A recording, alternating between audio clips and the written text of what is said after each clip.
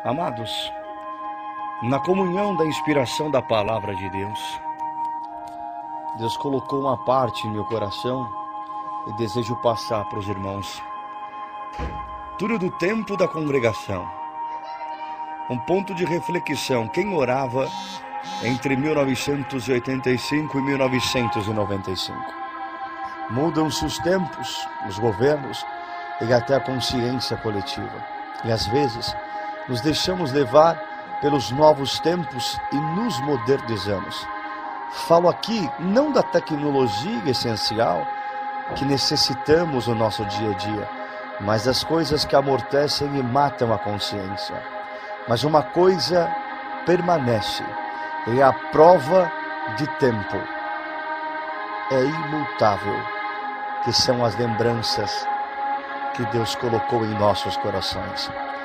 Alguém orou na casa da irmã Exaltina, na freguesia do Ó, na época da Assembleia, quando se reuniam irmãos da Europa e oravam, homens e mulheres consagrados a Deus.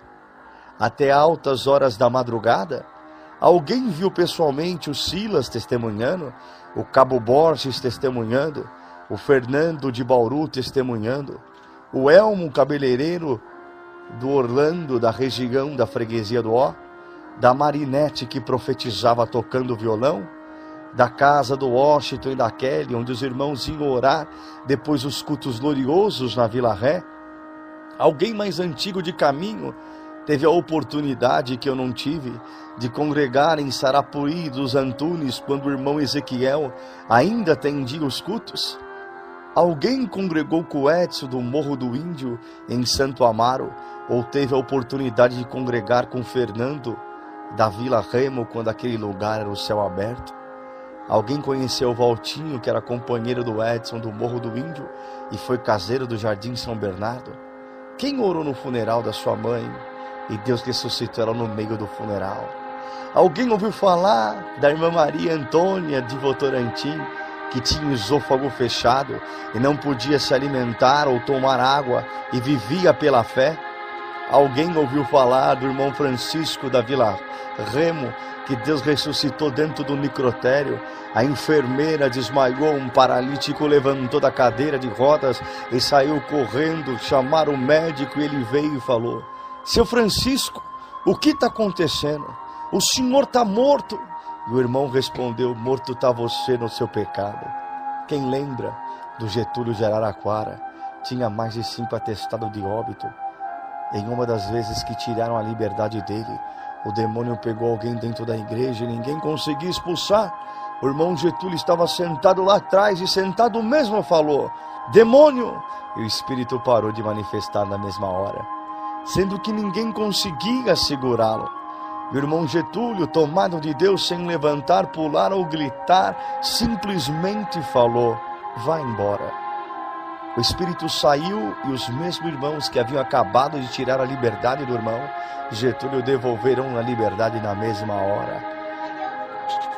Alguém orou com a irmã Iracema de Jundiaí, ou congregou com o irmão Gilberto do Belforrim, Perus, que lá de cima do púlpito conversava em línguas com os irmãos que estavam lá embaixo.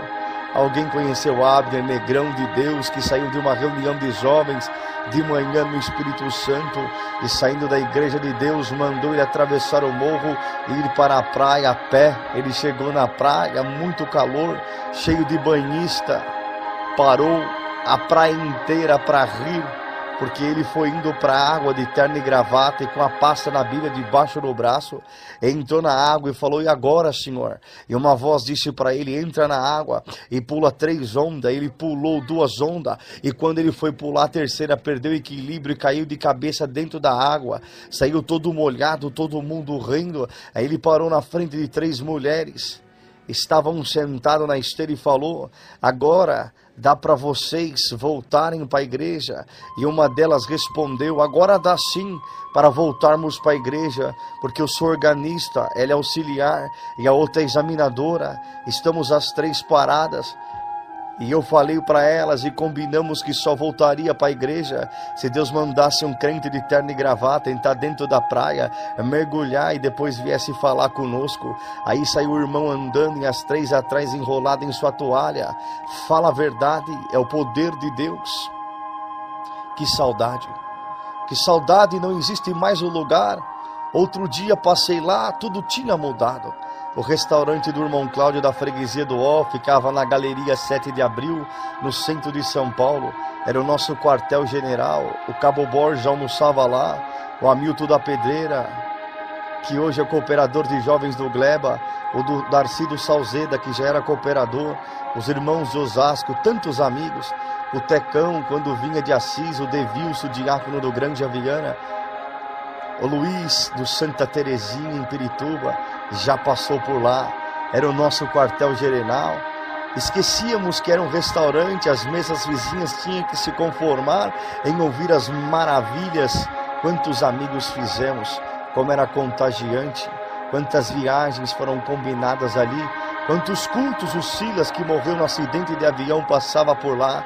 O Serginho, o Abner, tanto quanto amamos, mas nem sabemos ou lembramos o nome, mas eram cúmplices da mesma alegria e na mesma comunhão, sem contar também que a comida era boa, era de qualidade. E o Valtinho de Paraguaçu, da Comum do Djalma, cooperador de jovens, era um moço que antes de Deus chamar, ele era travesti, se vestia como mulher, tomava hormônio feminino. Os pais dele eram crentes e um dia o Walter estava na avenida fazendo ponto, como se dizem. Ouviu uma voz dizendo, sai daqui, olhou para o lado e não viu ninguém. Ficou parado e a voz gritou, sai daqui. Ele saiu correndo, quase caindo porque estava com um sapato feminino de salto alto. Quando ele passou na frente de uma congregação, a voz falou, entra aí. Ele falou, eu não vou entrar. E a voz gritou, entra aí. Ele subiu as escadas e ficou parado diante do átrio. Veio uma porteira e falou, senta ali, filha, o lugar das mulheres ali. Ele gritou, eu não sou mulher. E ficou de pé até o final do culto. Quando chegou em casa, reuniu as roupas femininas, os cosméticos e as pinturas, e jogou tudo nos pés da sua mãe. E falou, a partir de hoje não preciso disso, porque você é um servo de Deus. A mãe virou e falou, como você diz que vai ser um servo de Deus com cabelo desse tamanho? Ele respondeu, mãe, Deus começou a obra pelos meus pés e vai terminar pelos meus cabelos. Se batizou quando tinha uma semana de batizado, bateu à noite na porta do quarto dos seus pais e disse, mãe, Deus mandou te avisar para arrumar sua casa, porque dentro de uma semana ele vai vir te recolher. O pai riu e falou, uma semana apenas de batizado e já virou falso profeta. E ele disse, o que Deus me mandou falar, eu falei. Uma semana depois veio o Senhor a recolher sua mãe. O Djalma do Paraguaçu amava ele e dava toda a liberdade. Um dia Deus deu a palavra para o Valtinho. No meio da palavra ele falou, para você saber que é Deus que está aqui, ele vai expulsar um espírito de dentro desta igreja. E na mesma hora uma mulher caiu endemoniada lá atrás. O Valtinho chamou o irmão Djalma. O irmão Djalma subiu no púlpito. O Valtinho foi lá atrás, pôs a mão na cabeça da mulher, expulsou o espírito. E depois voltou o Djalma descendo do púlpito e ele subiu e continuou exortando a mesma palavra, da mesma virtude. Que saudade, meu Deus. Saudade da casa da irmã Antônia, um Marcos nas nossas vidas. A casa da irmã Antônia da Vila Rica, região da freguesia do Ó. Alguém sabe como aquela casa se tornou uma casa de oração? O casal, a irmã Antônia, irmão Benedito estavam firmes, porém os filhos batizados haviam parado, e os que não eram batizados não queriam saber de nada. E o casal orando, chorando, buscando sozinhos, e um dia estava buscando a Deus junto com o irmão Francisco, o irmão Chicão do Limão. O irmão Chicão foi no meio da sala e chamou o casal. Eles vieram, ao pegar suas mãos, disse, vocês esperam a obra de Deus dentro da vossa casa, mas para Deus operar essa obra, Ele precisa quebrar os ossos. Ele pergunta, vocês estão preparados para entrar na casa de vocês e quebrar os ossos do casal? O casal pulou e falou, amém, Senhor, quebra mesmo, faz a sua obra, aleluia. Mas eles não sabiam que o detalhe, que o casal estava na firme e na graça, achou que seriam às vezes a rebeldia da mocidade, mas aconteceu ao contrário. O irmão Benedito vinha calmamente dirigindo o seu fusquinha na via rápida e teve um derrame no volante, perdeu o controle do carro, bateu o fusca em uma pedra, entrou em coma na hora com fratura e traumatismo craniano. A irmã Antônia quebrou as 2 clavículas, quebrou 6 costelas e 2 costelas perfuraram seus pulmões, ficou os 2 na UTI. O irmão Dito ficou 3 meses em coma. Os médicos disseram que nenhum dos 2 iria viver. Interessante os caminhos de Deus. Deus havia falado na boca do irmão Chicão que ia fazer a obra com a casa, teria que quebrar os ossos, e quebrou mesmo. E sabe o que aconteceu? Os filhos que estavam parados voltou a congregar e viraram crentes do dia para a noite, e os que não eram batizados correram para o batismo das águas. Enfim, no modo de Deus sempre dá certo. Aí parecia que fazia vista grossa, que não percebia que toda noite tinha até 3, 4 orações na casa da irmã Antônia. Vimos o Dito sair do hospital, voltar a tocar seu instrumento, e o terrível ver a mulher toda quebrada, quando tomada de Deus, manifestar o poder da linguagem e da visão que faz com que o rei do inferno fique calado, escondido atrás do seu trono. É lógico que nisso Deus é glorificado, porque sendo nós pó, fracos, arrebentados, ai de nós, se não houvesse o mesmo poder no sangue do justo, para nos justificar e salvar todos os dias. Somos nada, é apenas isso, nada. Mas nada disso reside a glória de Deus, porque o inimigo ousou a desafiá-lo, e Deus não se permitiu colocar a mão nele, autorizou que um anjo lançasse de lá de cima, aqui na terra. Ele mostrou para o adversário porque não aceitou um combate direto com ele. Ora, já está provado mais que a B, que o homem não é nada, e se mesmo não sendo nada, Deus nos deu a graça de pisar na cabeça da serpente. Então, através de nós, Deus está mostrando para o demônio que ele é menos que nada.